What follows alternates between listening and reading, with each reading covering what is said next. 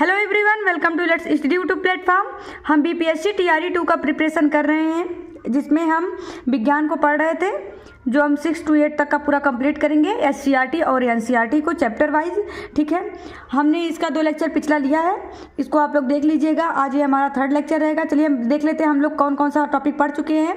हमने अध्याय 1 पढ़ा, भोजन कहाँ से आता है, फिर देखा हमने भोजन में क्या क्या आता है, तंतु से वस्त्र तक। अध्याय 4 देखा विभिन्न प्रकार के पदार्थ।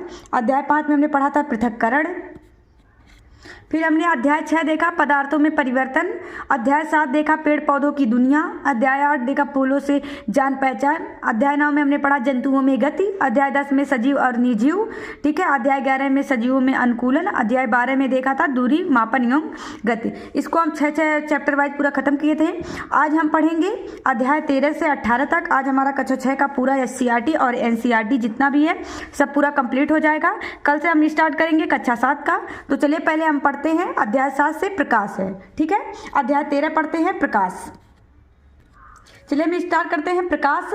दीप्त वस्तुएं हम देखते हैं। दीप्त वस्तुएं किसे कहते हैं? जो वस्तुएं स्वयं प्रकाश उत्पन्न करती हैं उन्हें दीप्त वस्तुएं कहते हैं। सूर्य, तारे, जुगनू, विद्युत बल्ब आदि को क्या होता है, ये सब दीप्त वस्तुएं होती हैं। ठीक है, यहाँ पे गलत हो गया। प्रकाश एक प्रकार की ऊर्जा है जो हमें किसी वस्तु को देखने में मदद प्रदान करती है। ठीक है, प्रकाश एक सीधी रेखा में चलती है। तो प्रकाश से हमको क्या क्या याद रखना है? प्रकाश एक प्रकार की ऊर्जा है जो हमें किसी वस्तु को देखने में मदद करती है। प्रकाश सीधी रेखा में चलती है। ठीक है, फिर हम देखते हैं प्रकाश के आधार पर वस्तुओं को हम कितने प्रकार में बांटते हैं। तो अभी हमने दीप्त वस्तु के बारे में बता दिया। तो एक दीप्त वस्तु है, एक अदीप्त वस्तु है। ठीक है, दीप्त वस्तुएं हमने बताया जो वस्तुएं स्वयं प्रकाश उत्पन्न करती हैं उन्हें दीप्त वस्तुएं कहा जाता है। जो मतलब स्वयं प्रकाश उत्पन्न नहीं कर सकती हैं उनको क्या कहा जाता है? अदीप्त वस्तुएं कहा जाता है। ठीक है, तो दीप्त वस्तुएं जैसे तारे, टार्च, बल्ब इत्यादि ये क्या है? दीप्त वस्तुएं हैं। अदीप्त वस्तुएं ग्रह, उपग्रह, मेज, घर आदि जो स्वयं प्रकाश उत्पन्न नहीं कर सकती ये क्या कहलाती हैं? अदीप्त वस्तुएं। ठीक है, तो आप लोग इसको अच्छे से याद कर लीजिए। चलिए फिर हम आगे देखते हैं। वस्तुओं के प्रकार हम देखते हैं। तो वस्तुएं 3 प्रकार की होती हैं, पारदर्शी, अपारदर्शी, पारभासी वस्तुएं। ठीक है, तो पारदर्शी जो होती हैं जिसके आर पार हम देख सकते हैं उसको पारदर्शी वस्तुएं कहते हैं, जैसे शीशा, कांच। ठीक है, अपारदर्शी वस्तुएं, इन वस्तुओं में से प्रकाश आर पार नहीं जा पाता या फिर हम इसके आर पार नहीं देख सकते हैं। ठीक है, जैसे मेज, कुर्सी, पुस्तक आदि। ठीक है, अब उसके बाद हम पारभासी वस्तुएं देखते हैं। प्रकाश आर पार जाता है परंतु बिल्कुल स्पष्ट रूप से नहीं, अर्थात ऐसी वस्तुएं जिनसे हम थोड़ा मतलब हल्का फुल्का देख सके, पूरा नहीं देख सकते हैं, उसको क्या कहा जाता है? पारभासी वस्तुएं कहा जाता है, जैसे धुआं, ट्रेसिंग पेपर, तेल लगा कागज आदि। ठीक है, इतना हमारा तैयार हो गया। वस्तुएं पढ़ चुके हैं हम, प्रकाश के परिभाषा हम लोग देखे हैं, फिर दीप्त और अदीप्त वस्तुएं पढ़े हैं। उसके बाद हमारा क्या को पढ़ना है? छाया किसे कहते हैं। ठीक है, चलिए फिर हम देख लेते हैं छाया। छाया, जब कोई अपारदर्शी वस्तु प्रकाश के रास्ते में आ जाती है तब उसकी छाया का निर्माण होता है। जैसे मान लीजिए कहीं प्रकाश जल रहा है। ठीक है, मान लीजिए देखिए ये पेन है ना, और यहाँ से ऊपर से प्रकाश पड़ रहा है। देखिए पेन के नीचे क्या छाया पड़ रहा है, तो उसी को छाया कहा जाता है। ठीक है, क्योंकि ये अपारदर्शी वस्तु है, इसको प्रकाश पार नहीं कर पा रहा है, इसी वजह से इसकी छाया कहाँ पे बन रही है? कॉपी पे इसकी छाया बन रही है। ठीक है, तो इसी को क्या कहा जाता है? अपारदर्शी वस्तु। ठीक है, तो जब कोई अपारदर्शी वस्तु प्रकाश के रास्ते में आ जाती है तब उसकी छाया का निर्माण होता है, जिसको क्या कहा जाता है? छाया कहा जाता है। छाया हमेशा काली बनती है, इस पर प्रकाश का कोई प्रभाव नहीं पड़ता है। ठीक है, इसको हम समझ लेते हैं। देखिए यहाँ पे ये देखिए ब्लैक कलर पेन है, देखिए इसकी छाया का निर्माण भी देखिए ब्लैक ही हो रहा है, काला ही हो रहा है, इस पर कोई प्रकाश का प्रभाव मतलब कलर का कोई प्रभाव नहीं पड़ रहा है। ठीक है, अगर हम ऐसे ही देखिए, अगर देखिए यहाँ पे देखिए येलो कलर है, अब देखिए इसका भी छाया कैसा बन रहा है? ब्लैक ही बन रहा है, अर्थात हम कह सकते हैं क्या? छाया हमेशा काली होती है, इस पर प्रकाश का प्रभाव नहीं पड़ता है। ठीक है, इस पर कोई कलर का प्रभाव नहीं पड़ता है, हमेशा कैसा बनेगा? ये काला ही बनेगा। ठीक है, चलिए हम देख लेते हैं दर्पण किसे कहते हैं। वह वस्तु जिसमें किसी प्रकाश का प्रतिबिंब बनता है उसको दर्पण कहा जाता है। दर्पण 2 प्रकार के होते हैं, समतल दर्पण और गोलीय दर्पण। ठीक है, समतल दर्पण किसे कहते हैं? दर्पण का जो परावर्तन सतह होता है वो क्या होता है? समतल होता है, उसको समतल दर्पण कहा जाता है। गोलीय दर्पण कांच के खोखले गोले का भाग होता है जिसमें एक सतह पर पॉलिश किया जाता है। ठीक है, तो उसको क्या कहा जाता है? गोलीय दर्पण कहा जाता है। चलिए फिर हम आगे और देखते हैं। अवतल दर्पण और उत्तल दर्पण, ठीक है। जो ये गोली दर्पण होता है ये दो प्रकार का होता है, एक अवतल दर्पण, एक उत्तल दर्पण, ठीक है। समतल दर्पण के बारे में थोड़ा हम पढ़ लेते हैं। दर्पण छोटा हो या बड़ा हो, प्रतिबिंब वस्तु के आकार का ही बनता है समतल दर्पण में, ठीक है। और जब हम समतल दर्पण में देखते हैं तो जो लेफ्ट हमारा मतलब मान लीजिए लेफ्ट हैंड है तो ये राइट हैंड दिखेगा और राइट हैंड है तो लेफ्ट हैंड दिखेगा, ठीक है। इतना ये समतल दर्पण से इंपॉर्टेंट है।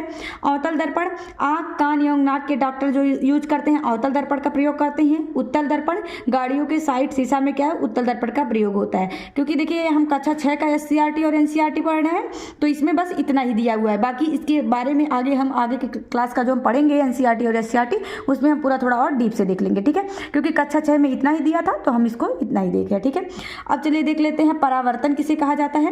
प्रकाश का किसी चिकनी या समतल सतह से टकराकर वापस लौट जाना, ठीक है। देखिए ये परावर्तन, प्रकाश का किसी चिकनी समतल सतह से टकराकर वापस लौट जाना ही क्या कहलाता है, परावर्तन कहलाता है, ठीक है। स्रोत से प्राप्त प्रकाश किरण को आपतित किरण कहा जाता है, ठीक है।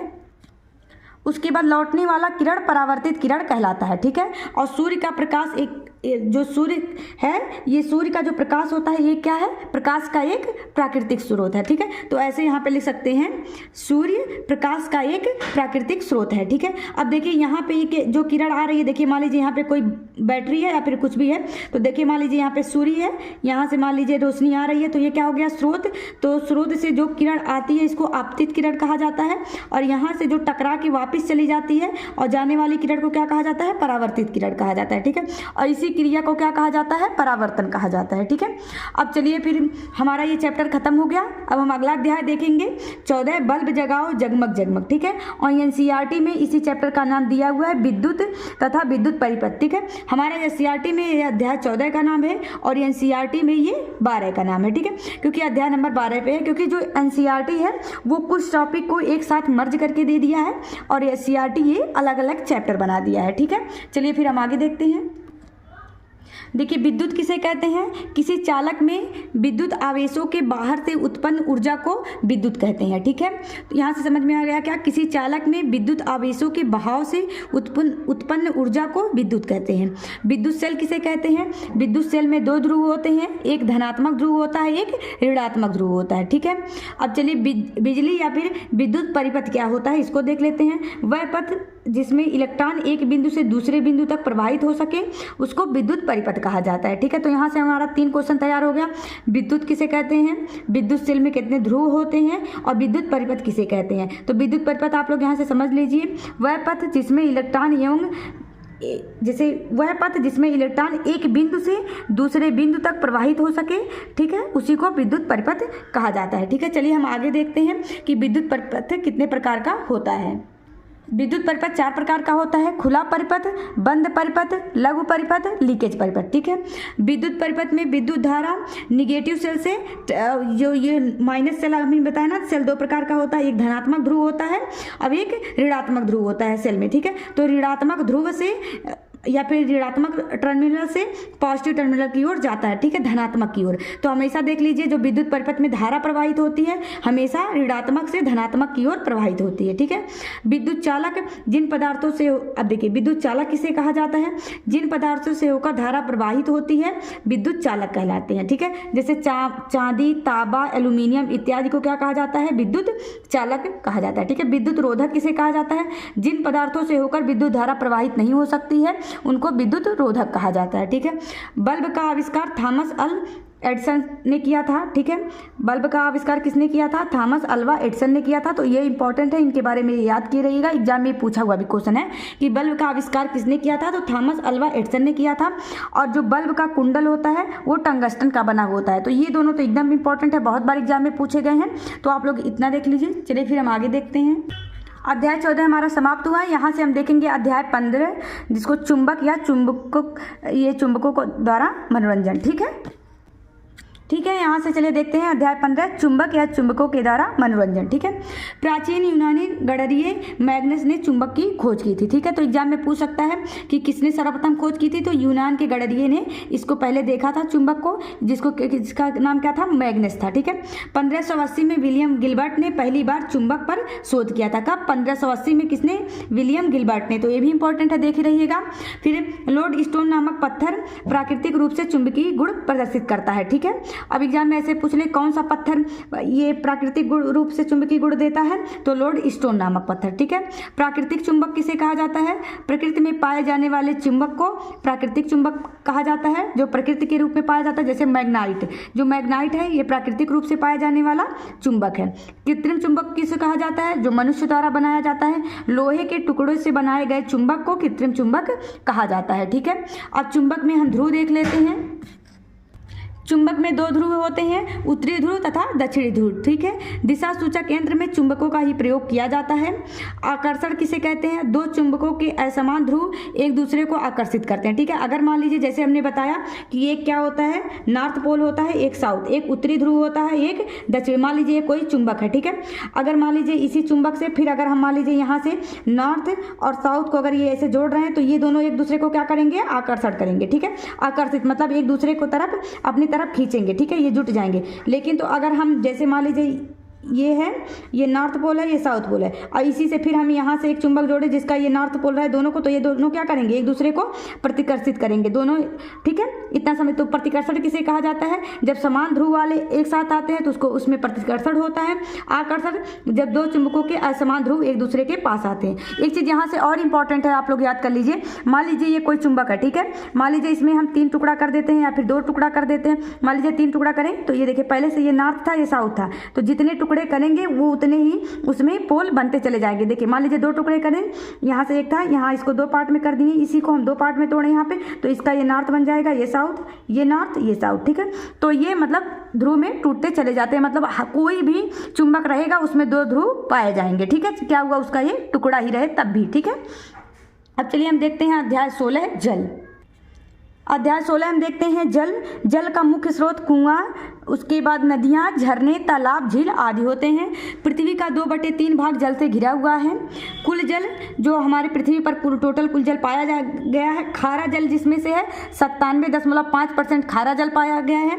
पीने युक्त मीठा जल 2.5% पाया गया है। जीव जंतु के पीने के लिए योग्य जो उपलब्धता है, मतलब जिसमें जीव जंतु पी सकते हैं, 0.006% है। ठीक है, ये हमारी SCERT पुस्तक में अलग से दिया गया हुआ है साइड में, तो आप लोग इसको अच्छे से तैयार कर लीजिएगा। ठीक है, जल, अब देखिए जल चक्र क्या होता है, इसको हम देखते हैं। तो देखिए जल चक्र, मान लीजिए जो पृथ्वी पर जल है ये क्या होता है? जलवाष्प के रूप में परिवर्तित होता है। जलवाष्प से उसके बाद ये क्या? बादल बनता है। बादल के बाद फिर ये वर्षा के रूप में पृथ्वी पर आ जाता है। फिर पृथ्वी पर जल हो जाता है, फिर उस जल का जलवाष्प बनता है, फिर वह बादल बन जाता है, फिर बादल की बनने के बाद फिर वर्षा हो जाता है। तो इसी को क्या कहा जाता है? जल चक्र कहा जाता है। ठीक है, वाष्पोत्सर्जन किसे कहा जाता है? पत्तियों से निकलने वाले वाष्प की क्रिया को वाष्पोत्सर्जन कहा जाता है। जल से वाष्प बनने की क्रिया को वाष्पन कहा जाता है। वाष्प से जल बनने की क्रिया को संघनन कहा जाता है। ठीक है, यहाँ से हमको देखना है अध्याय 17, 16 खत्म हो गया। वायु, अध्याय 17 का नाम क्या है? वायु। ये SCERT में दिया हुआ है। वायु गैसों का मिश्रण होता है जिसमें देखिए जो ऑक्सीजन पाया जाता है 21% ऑक्सीजन पाया जाता है, नाइट्रोजन 78% पाया जाता है, कार्बन डाइऑक्साइड, धूलकण और अन्य गैस जो है टोटल 1% पाए जाते हैं। ठीक है, ये SCERT पुस्तक में इतना ये दिया गया है। ठीक है, आग जलने में ऑक्सीजन मदद करता है। नाइट्रोजन की मात्रा लगभग वायु का 4/5 है। ठीक है, क्योंकि देखिए जो ये वायु में जो गैसों का मिश्रण है तो उसमें लगभग 4/5 भाग में केवल नाइट्रोजन अकेले ही पाया जाता है। देखिए यहाँ पे दिया है नाइट्रोजन 78% है, ऑक्सीजन 21% है, और कार्बन डाइऑक्साइड, धूलकण और अन्य गैस जितनी भी हैं सब मिला के केवल 1% है। ठीक है, जल में वायु घुला होता है। याद रखिएगा, एग्जाम में ऐसे दे सकता है कि हाँ जल में वायु घुला होता है, तो यस जल में वायु घुला होता है। मछलियां जल में घुली ऑक्सीजन का उपयोग करके वो क्या करती हैं? सांस लेती हैं। ठीक है, अब यहाँ से फिर हमारा ये अध्याय 17 खत्म हुआ। अब हम देखते हैं अध्याय 18। ये हमारा लास्ट चैप्टर है, अध्याय 18, ठोस कचरा प्रबंधन।